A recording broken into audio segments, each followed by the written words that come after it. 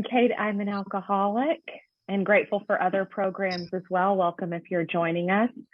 The principle of step one is self-honesty or honesty. And we're going to start on page 28 of the doctor's opinion. As Elizabeth said, we're going to be bouncing around the big book a lot. And we're going to start with the paragraph, we believe and so suggested a few years ago that the action of alcohol on these chronic alcoholics is a manifestation of an allergy.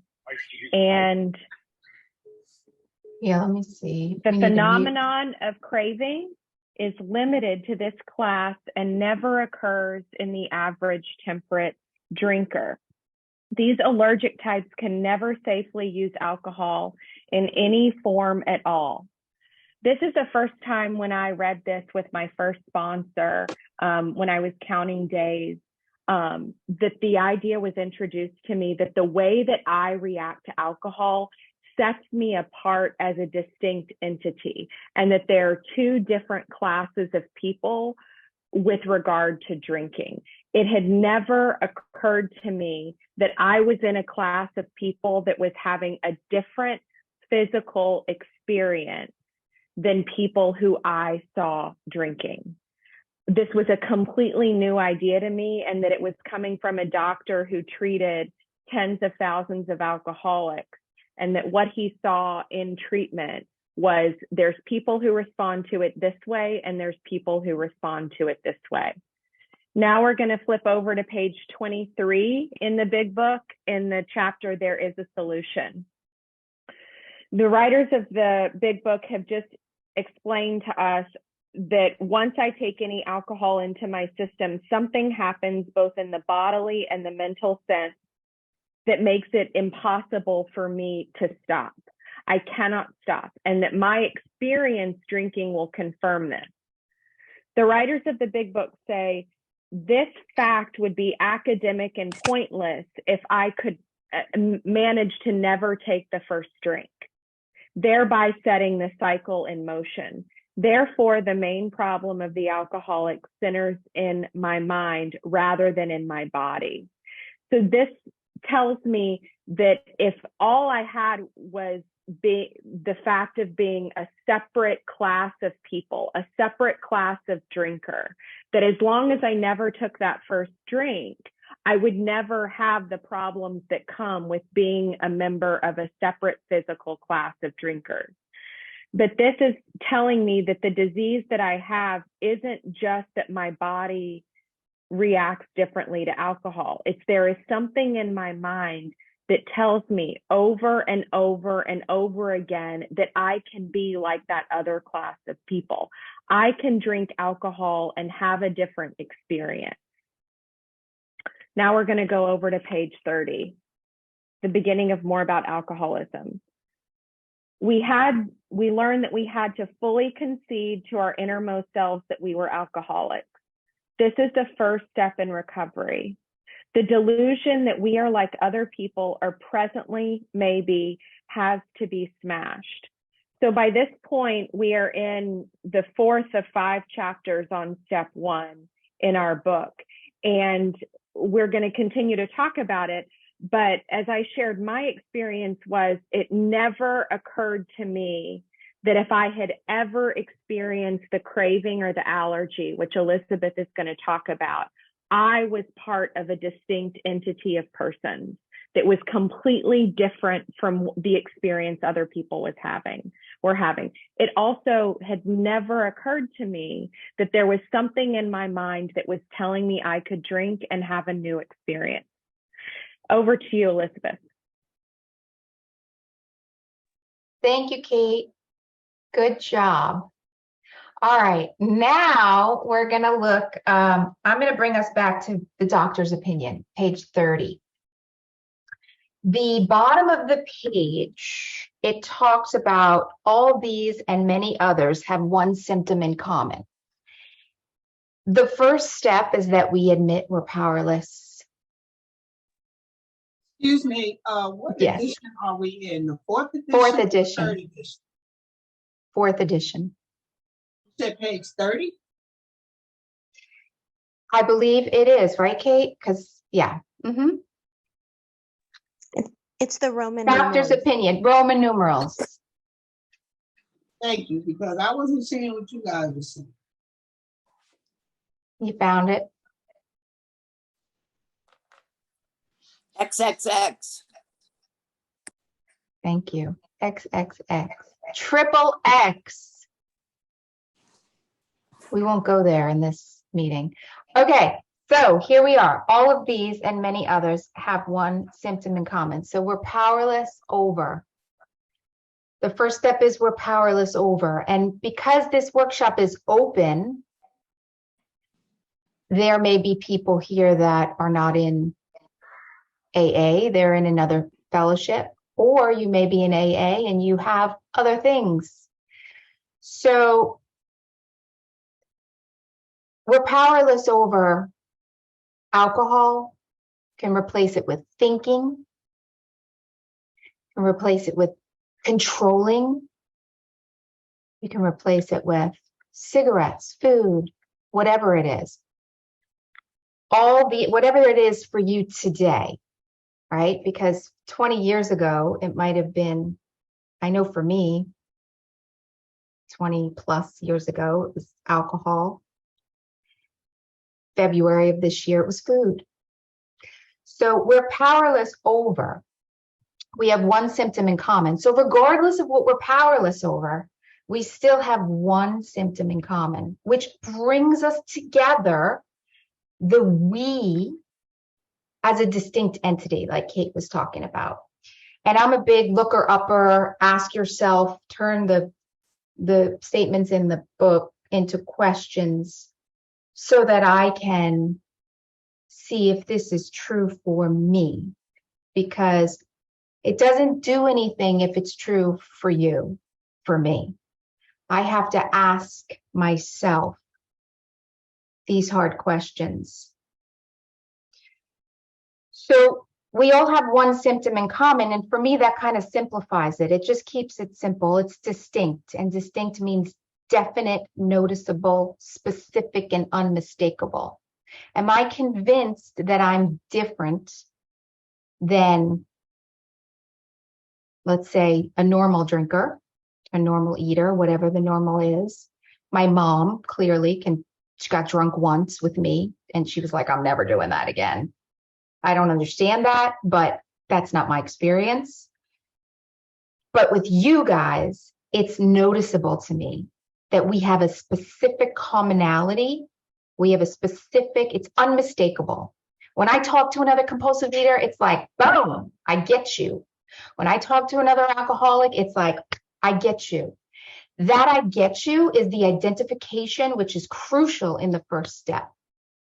Why is it crucial? Well, because steps 1, 2, and 12 are different, which I'm sure we all, we know. I don't know where you are in your journey, but 1, 2, and 12, I have to have that identification, or I can't transmit that connection. So that's crucial. And this paragraph here lets me know that we cannot start drinking without developing the phenomenon of craving. I looked the word up. Well, I'll get there in a second. The phenomenon, as we have suggested, may be the manifestation of an allergy, which differentiates these people and sets them apart as the distinct entity, right? We're specific, we're noticeably different. It's unmistakable that we are a group of people in recovery. It has been by any treatment with which we are familiar, permanently eradicated. So it doesn't go away. The only relief that we have to suggest is entire abstinence. Well, how? So allergy could mean I put the alcohol in my body and it sets off that phenomenon of craving, which makes me want another drink. But then when you have something like controlling, well, I'm not putting anything into my body, right? That is completely the mind. It's that obsession. And I'm going to flip to the page right before this, XXVII. If my page is the same as yours, Kate, is that right? Okay. it says top of the page, third line down, after they succumb to the desire again. Bill refers to desire as obsession.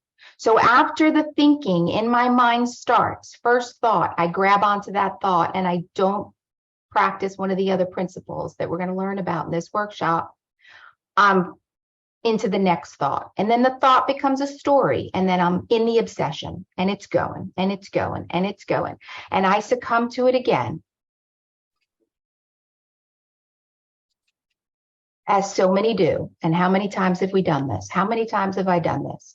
Phenomenon of craving develops. I pass through the well-known stages of a spree. The thinking spree, right? The thinking spree that then leads to the behavior, the action. And then there I am again saying, how did I do this? I passed through the well-known stages of the spree, emerging, how we all emerge after we've kind of screwed everything up, remorseful, with a firm resolution not to whatever again, right?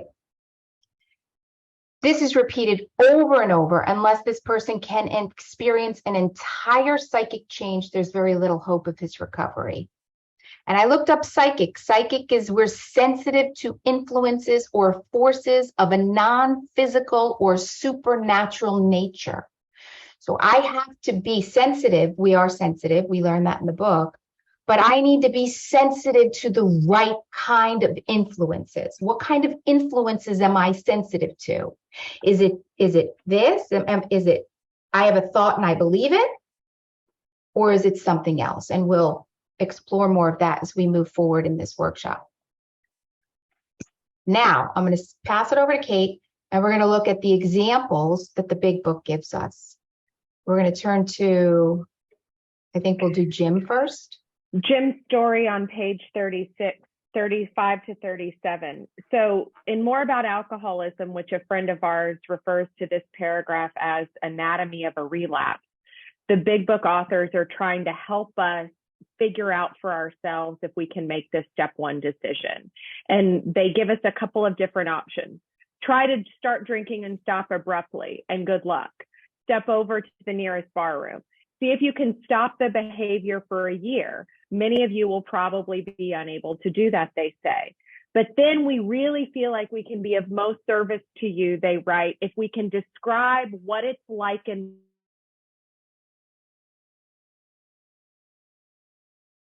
this cycle in motion.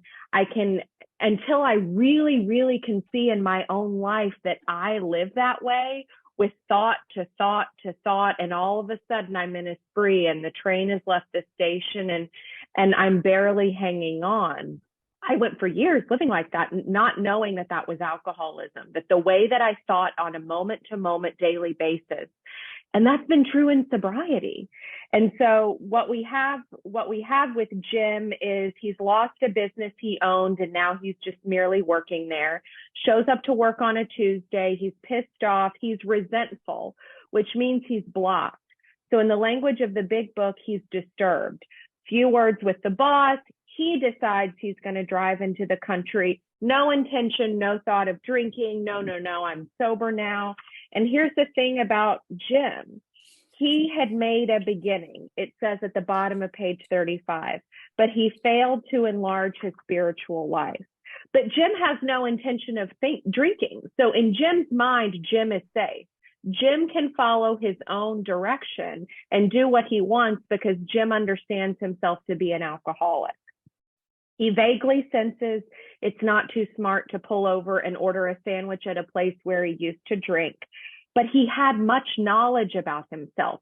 He knows he's alcoholic, so Jim is fine. And then the book again talks about this idea of the curious mental phenomenon or the blank spot. And then the word insane or insanity appears on pages 36 and 37 5 different times. Because Jim thought that knowing he was alcoholic could keep Jim from engaging in behavior that got him drunk. Jim thought he could use his mind to manage his mind. And so the message that I get from Jim's story today is, with a sober mind, knowing that I'm alcoholic, my reasoning cannot hold me in check in areas of my life where I am still using my mind to manage my life. He knew he was alcoholic, but his self-knowledge did not protect him. And being in a workshop, being in a meeting, learning about the steps is not the same as practicing the principles of the steps on a daily basis. And that's why we're here today. Elizabeth, over to you. Thank you, Kate. Yeah, that's a great point. Self-knowledge, even a workshop, right? I can go and I can gather more information. And we do this, we study this book together and we hear each other's perspectives and how these words come to life or have come to life in our own experience. And so we're not transmitting the words, we're transmitting the experience to one another. And this is why I continue to sit in meetings and listen and am awakened again and again, no matter where I go, because I'm different than I was before I got to the meeting. I'm different a minute before I'm listening.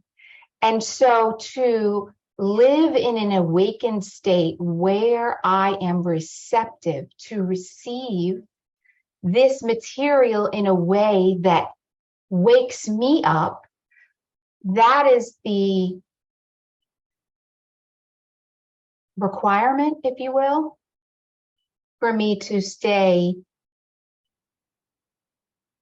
away from the substances one moment at a time. Kay pointed out in Jim's story, self-knowledge doesn't do it. What am I, and that's why for me, when somebody recommended years ago to turn the sentence into a question and to ask myself what that question means to me, that requires work. That requires me having to set aside me to listen to be open to something greater than Elizabeth's mind. And for a long time, I wasn't willing to do that because I really have good ideas. And so what happens in the first step is I get so beat down that I'm left with no choice but to say, I got nothing. I got nothing. And how do I do that today? What does that look like for me today in AA for days strung together for a period of time? Now we'll look at Fred. Fred is on page, what page is Fred? He's on page 39. Fred's a great guy. Fred's successful. Everything looks good. He's happily married. He's got a good income. There's no problem. Fred doesn't have a problem to all the appearances, right? And that's what these principles and these steps have helped me to see, that it doesn't matter what the appearance is. It doesn't matter, because when I get there to the right amount of money, to the right spouse, to the right number of kids, to the right house, to the right weight, it does nothing. It does nothing for my internal condition. It works for a little bit, but that little bit gets less and less over time in my experience. So he's got everything going on. Everything looks good on the outside, yet he's an alcoholic. So Fred wouldn't believe himself to be an alcoholic. And he thought, he says on page 40, I rather appreciated your ideas. So when he was approached after he was in the hospital by some AA members, and we described to him, what alcoholism looks like. It's the physical allergy, put it in your body. You're not going to be able to, stop with just one drink. And even if you could just stay off of it, if you've got that alcoholic mind, it's going to bring you back to that place where you're going to pick up that thing again. He was like, no, I'm good. And then here he is. He says, I rather appreciated your ideas. This is the middle of the page, about the subtle insanity which precedes the first drink. So that subtle insanity is that thinking. He succumbed to the thinking again. He succumbed to some kind of activity in the mind. But I was convinced it could not happen to me after what I had learned. So there it is. He was in a situation, he physically felt fine, and then suddenly, what happens? Suddenly, the thought crossed my mind. Suddenly, he didn't put whiskey in his milk. I went to a bar to have a Caesar salad. That was my story, because who doesn't go to a bar for a Caesar salad? Suddenly, as I crossed the threshold of the dining room, the thought came to mind that it would be nice to have a couple of cocktails with dinner. That's all, nothing more. So he ordered the cocktail, then he ordered another cocktail. Then he was like, I'm good. I'm going to go take a walk. I'm going to go do something else. I'm going to put some space between me, and didn't even think about it. But he had set off that obsession, that allergy, that I need more. And then there he was. And then he noticed, he talks about the strange mental blank spot in this story. The bottom of the page, he says, not only had I been off guard, so didn't even think. He just didn't even think. He had no practice, right? Because he wasn't in AA. So he had no practice of purposefully thinking something, putting prayer into his mind. He just didn't think, just strange mental blank spot. And I had been off guard. I had made no fight, whatever, against the first drink. This time I had no thought of the consequences at all. And then he talks about how he wondered if he has that alcoholic mind. And then on page 42, it talks about, top of the page, I saw that willpower and self-knowledge would not help me in those strange mental blank spots. I had never been able to understand people who said that a problem had them helplessly defeated. I knew it was a crushing blow. And then there's his powerless moment where it was like, he's like, now I have my own experience of what that powerlessness looks like.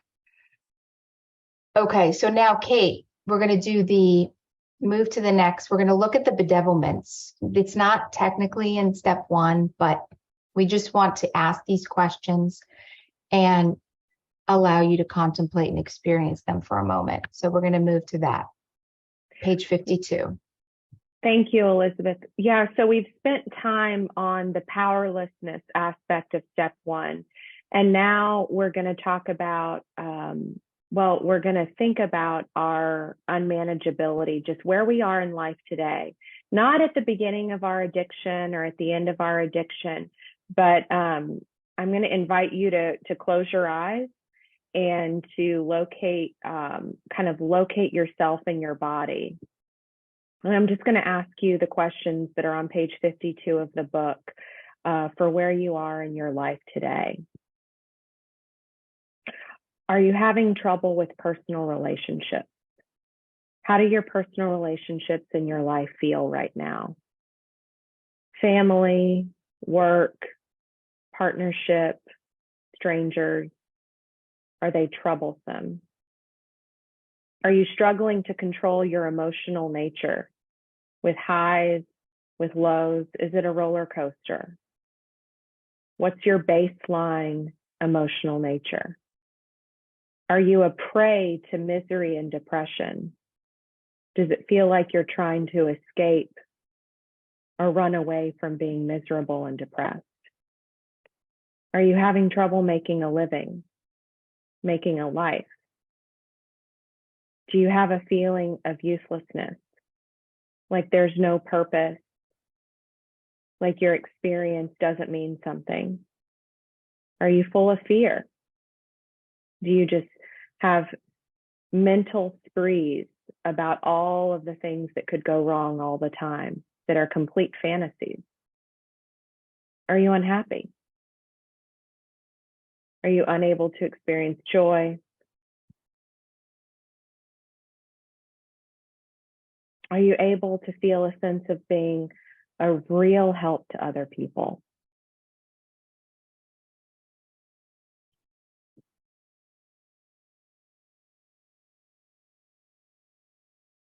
And so the big book is inviting us to ask ourselves these questions today and to consider, what would sanity or wholeness look like in each of these areas? And although step one isn't an inventory step, we do have this ability to use these questions as a checklist in our daily life. And just consider where we feel like we're departing or in separation from the power we found, where it's starting to feel like it felt a long time ago, off the rails. And just getting to be honest about that in long-term recovery. Elizabeth?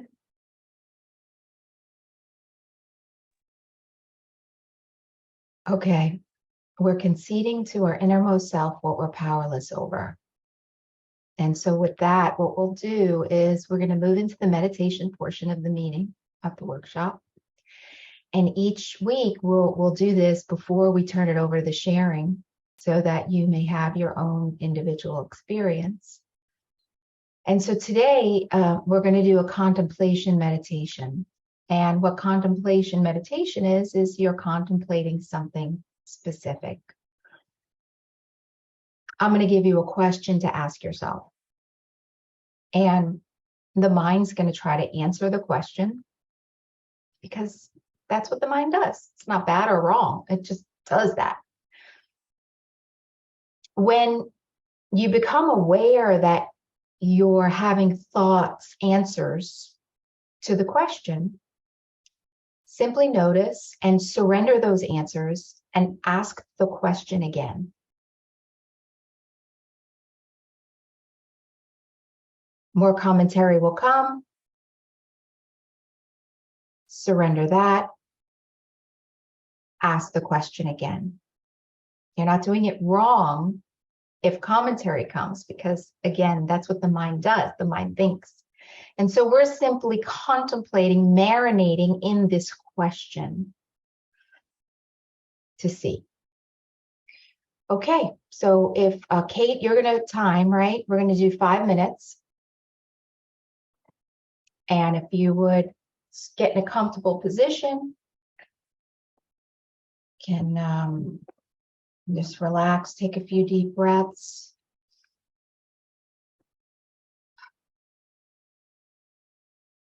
Move the body if you have any tension anywhere, shake the arms.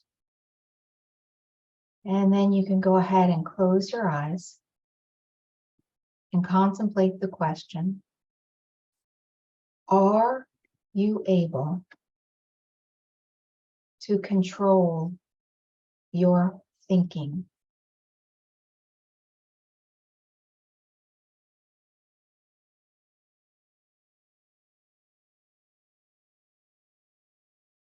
And again, remembering if any answers come, simply noticing what they are, putting those down, and asking the question again. Are you able to control your thinking? And Kate will let us know when the 5 minutes is up.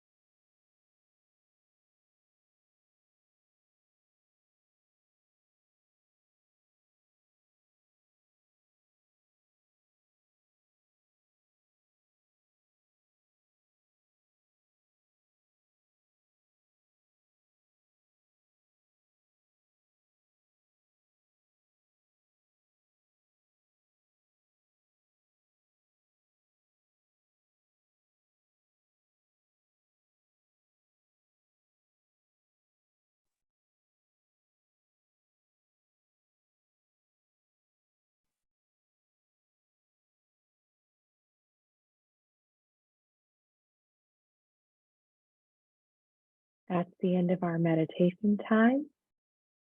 We will now go to a show of hands. When sharing, we ask that you please keep the focus on the step we're studying and your experience. Please be mindful of your sharing and keep it to 3 minutes or so. If you need to talk longer, please speak to someone after the meeting.